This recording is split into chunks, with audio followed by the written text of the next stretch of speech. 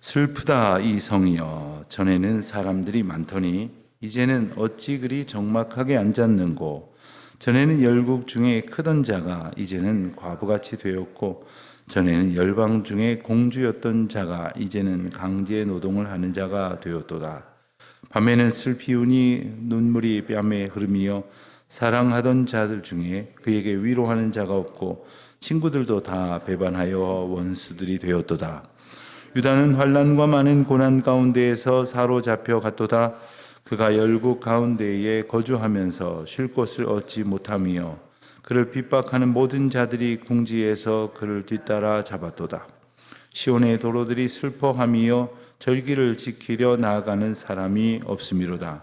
모든 성문들이 적막하며 제사장들이 탄식하며 처녀들이 근심하며 시온도 곤고를 받았도다. 그의 대적들이 머리가 되고 그의 원수들이 형통함은 그의 죄가 많으므로 여호와께서 그를 곤고하게 하셨습니다. 어린 자녀들이 대적에게 사로잡혔도다. 딸 시온의 모든 영광이 떠나가며 그의 지도자들은 꼴을 찾지 못한 사람들처럼 뒤쫓는 자 앞에서 힘없이 달아났도다. 예루살렘이 환난과 유리하는 고통을 당하는 날에 옛날의 모든 즐거움을 기억하였으며 그의 백성이 대적의 손에 넘어졌으나 그를 돕는 자가 없었고 대적들은 그의 멸망을 비웃는도다. 예루살렘이 크게 범죄함으로 조소거리가 되었으니 전에 그에게 영광을 돌리던 모든 사람이 그의 벗었음을 보고 업신여김이요 그는 탄식하며 물러가는도다. 그의 더러운 것이 그의 옷깃에 묻어 있으나 그의 나중을 생각하지 아니하며 그러므로 놀랍도록 낮아져도 그를 위로할 자가 없도다. 여호와여, 원수가 스스로 큰 채 하오니 나의 환난을 감찰하소서. 대적이 손을 펴서 그의 모든 보물들을 빼앗았나이다. 주께서 이미 이방인들을 막아 주의 성회에 들어오지 못하도록 명령하신 그 성소에 그들이 들어간 것을 예루살렘이 보았나이다. 그 모든 백성이 생명을 이으려고 보물로 먹을 것들을 바꾸었더니 지금도 탄식하며 양식을 구하나이다. 나는 비천하오니 여호와여 나를 돌보시옵소서. 아멘. 오늘부터 두 주간 이제 보게 된 예레미야 애가는 제목에서 우리가 알 수 있듯이 예레미야가 부르는 애가, 즉 예레미야가 노래하는 슬픔의 고백이다, 이렇게 말할 수가 있겠습니다. 선지자 예레미야는 다른 선지자들과는 확연히 구별되어지는 특징이 한 가지 있습니다. 그것은 그가 유다의 멸망을 예언하던 자이었으나 보통의 선지자들처럼 유다나 혹은 이스라엘 혹은 열국 가운데에 임하게 될 이 환란을 예고하는 역할에서 그치는 게 아니라 그 예고하였던 멸망을 실제로 목도했다는 겁니다. 나중에 이러다가 망하게 됩니다. 이러다가 우리가 망하게 됩니다. 죽게 됩니다. 하는 이야기를 하는 것 자체가 쉬운 일이 아닙니다. 예레미야의 삶 속에서 그가 이 나라의 멸망을 예고했을 때 백성들이 그를 죽이려 하지 않았습니까? 그를 잡아 가두고 괴롭히고 말을 못하게 하고 그리고 하나님께서 증거하시는 메시지를 선포하던 그를 괴롭히고 핍박했습니다. 누구나 좋은 이야기 해서 그래서 반가워하는 이야기를 전하는 것을 좋아할 것입니다.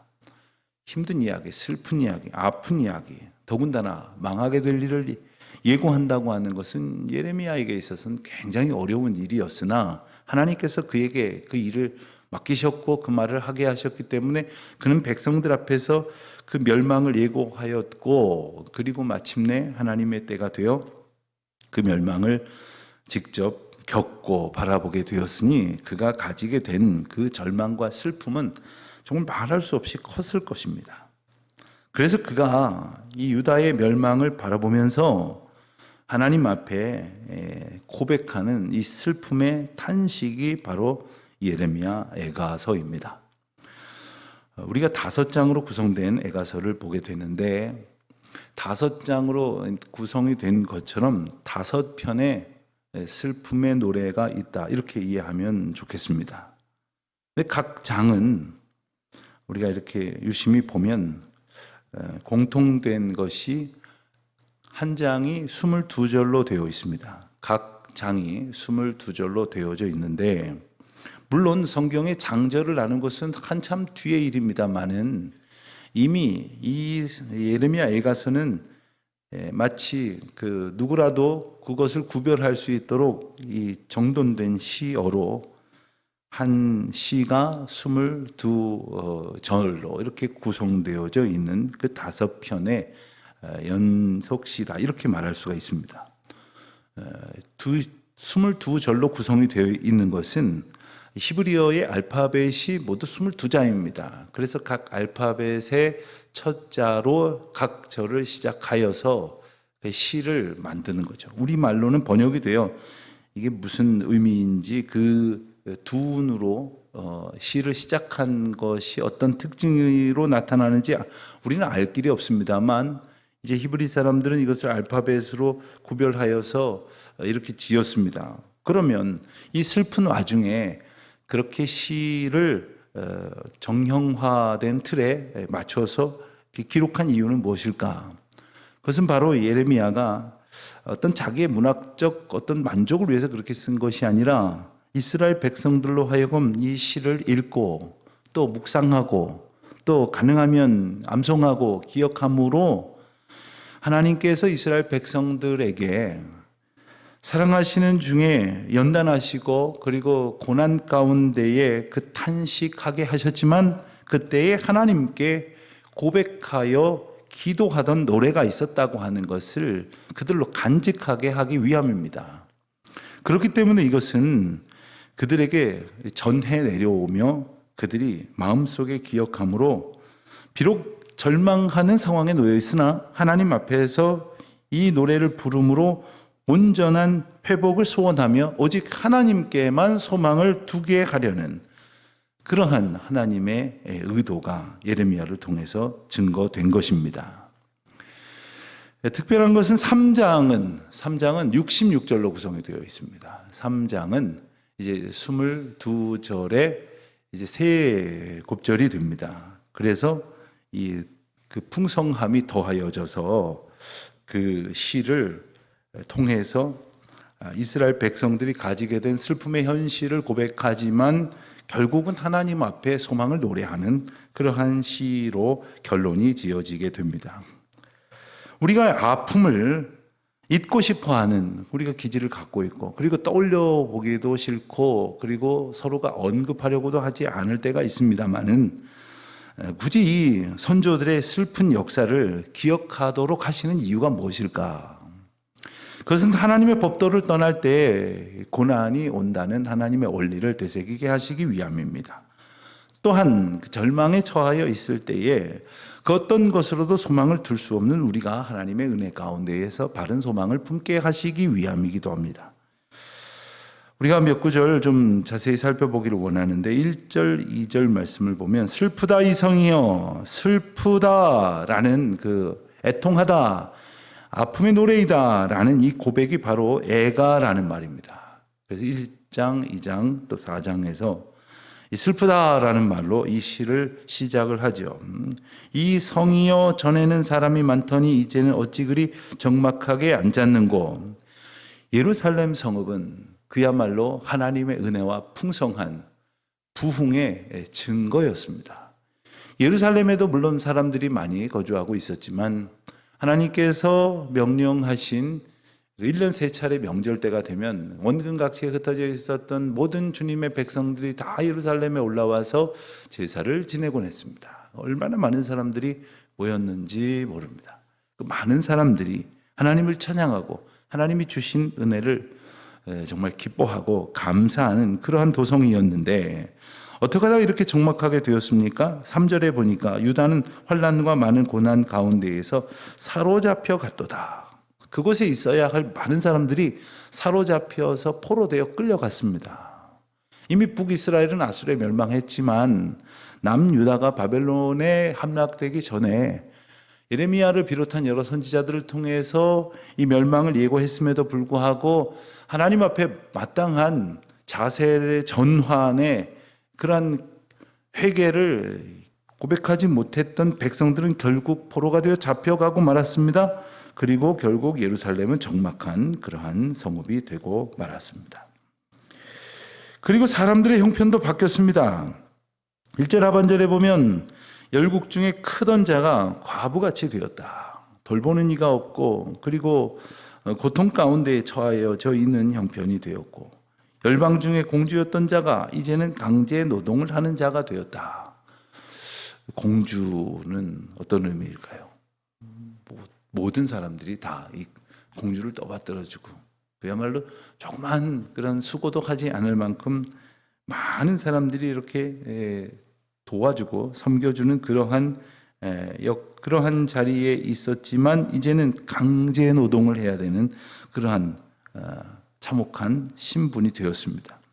밤에는 슬피 우니 눈물이 뺨에 흐르며, 그럼에도 불구하고 이 큰 슬픔을 겪지만 곁에 위로하는 자가 없고 친구들이라 하는 자들도 다 배반하여 원수들이 되었다. 인간이 느끼는 이 고통은 이 상황 속에서 느끼는 것도 있지만 사람들을 통해서 느끼는 고통이 적지 않게 큽니다. 우리가 큰 슬픔을 당하지만 곁에 정말 사랑으로 위로하는 사람들이 있다면 견뎌낼 수 있습니다. 그리고 그들이 나를 지탱하고 있다는 것을 깨달으면서 내가 비록 서 있을 힘조차 없지만 하나님께서 그들을 우리의 곁에서 마치 나를 세워주는 막대기처럼 안위하고 계시다는 사실로 인하여 위로를 얻게 되지만 아무도 없습니다. 오히려 다 배반하고 말았습니다. 4절 하반절에 보니까 모든 성문들이 적막하며 제사장들이 탄식하며 처녀들이 근심하며 시온도 곤고를 받았도다. 성문들은 사람들로 오가는 아주 분주하고 많은 사람들이 활기를 갖는 곳입니다. 그런데 그것이 적막하게 되었고, 제사장들은 하나님의 말씀과 소망을 선포하고 그리고 하나님의 놀라운 은혜의 역사를 증거하게 될 이들이 탄식하고 있습니다. 처녀들이 장차 이제 시집 가서 아이도 낳고 그리고 정말 행복한 삶을 꿈꿀 만한 그러한 젊은이들이 근심을 하게 됩니다.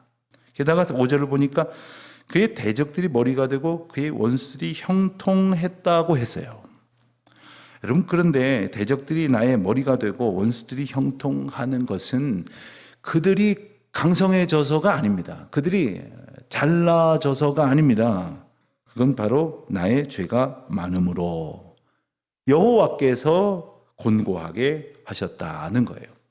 여기 대단히 중요한 의미가 있습니다. 예레미야는 지금 이스라엘 백성들이 처하여지는 이 모든 그 환난의 상황, 곤고한 상황은 다른 대적들의 어떤 그 강해지고 또 약해지고 이런 어떤 그 권력 구도의 변화로 인해서 생긴 것이 아니라 그들의 죄가 많음으로 인하여 여호와께서 그들에게 개입하신 것이라는, 그들을 곤고하게 하신 것이라는, 그래서 이 모든 환난이 하나님의 주권 가운데 있다고 하는 것. 비록 내가 겪기를 힘겨워하고 내가 겪고자 하는 것이 아니었을지라도 이 또한 하나님께서 주셨다고 하는 고백으로 지금 상황을 인식하고 있습니다. 받아들이고 있습니다. 7절에 보니까 예루살렘이 환난과 유리하는 고통을 당하는 날에 옛적의 모든 즐거움을 기억하며, 그렇습니다. 예전의 영화를 기억합니다. 그리고 하나님의 은혜 가운데 풍성하였던 것을 기억합니다. 그러나 지금은 어떻습니까? 다른 사람들이 비웃고 조소하며 업신여기고 탄식하는 그러한 상황이 되었습니다. 그런데 정말 우리가 생각해 봐야 할 것은 예레미야가 슬퍼하고 있는 것이 단지 유다가 고통을 겪고 있는 것 때문인가? 아니었습니다.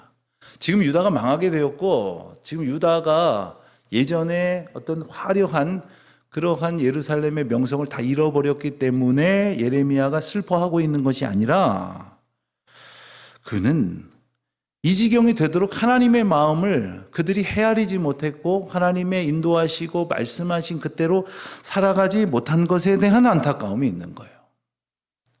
그러므로 우리가 때로 정말 아파하고 슬퍼할 일은 우리가 하는 일이 잘 안 되고 또 원하는 만큼 성과를 이루지 못했다는 그런 이유 때문이어서가 아니라 내가 하나님께로 부르시는 음성 가운데로 더 가까이 나아가지 못하고 있기 때문에 우리는 안타까워해야 한다는 겁니다.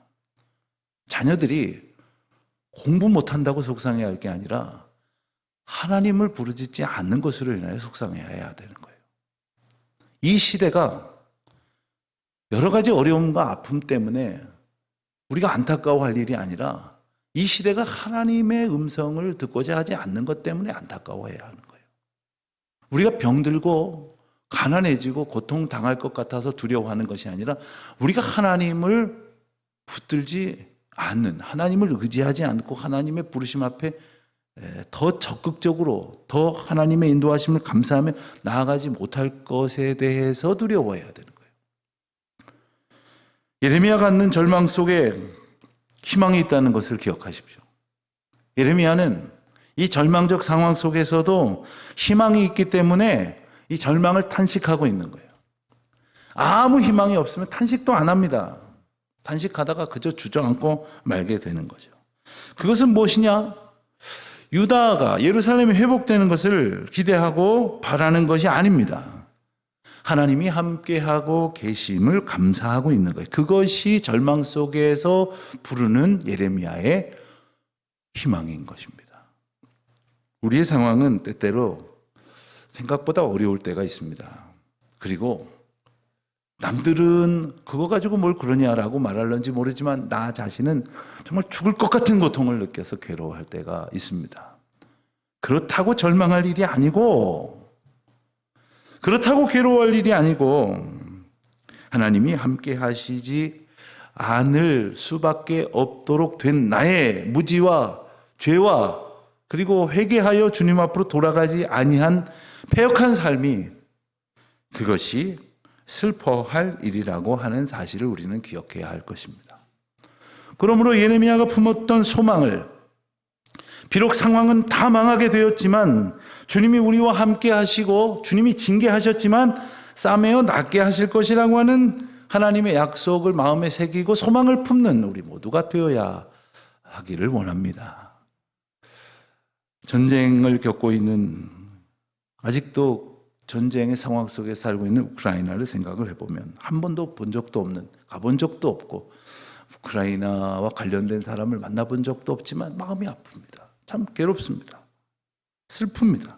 하지만 이 또한 하나님의 주권 가운데에서 하나님이 이 가운데에서도 저들과 함께 하시고 계시다는 사실을 저희들이 알아갈 수 있기를 소원하는 마음이, 단지 그냥 전쟁이 그치고 그냥 세상이 시끄럽지 않은 것을 바라는 것보다 먼저여야 할 것입니다. 오늘 우리 각 사람에게 있어서 품기를 소원하는 소망은 무엇입니까? 일이 잘 되는 겁니까? 건강해지는 겁니까? 자녀들이 좋은 성과를 거두어서 출세하는 겁니까? 하나님과 더욱더 교제하고 기뻐하고 하나님의 손을 붙들고 주님이 인도하신 대로 찬송하며 나아갈 수 있는 삶, 그와 같은 가정, 그와 같은 우리 교회가 될 수 있기를, 그 가운데 주님이 주시는 참된 소망을 노래하는 우리 모두가 되시기를 주님의 이름으로 축원드립니다. 기도하겠습니다. 하나님 아버지, 징계를 받을 수밖에 없는 죄인 된 저희들이 마치 예루살렘이 패망했던 것처럼 때때로 절망 가운데 놓이게 되기도 합니다마는 주님이 약속하신 구원의 은혜, 회복의 은총을 소망 가운데에 결코 놓치지 않을 수 있도록 주여 저희를 도와주셔서 비록 영광을 잃어버렸으나 다시금 영광을 회복하게 하신 하나님의 약속을 의지하며 살아가는 주의 자녀들 되게 하여 주시옵소서. 예수님의 이름으로 기도합니다. 아멘.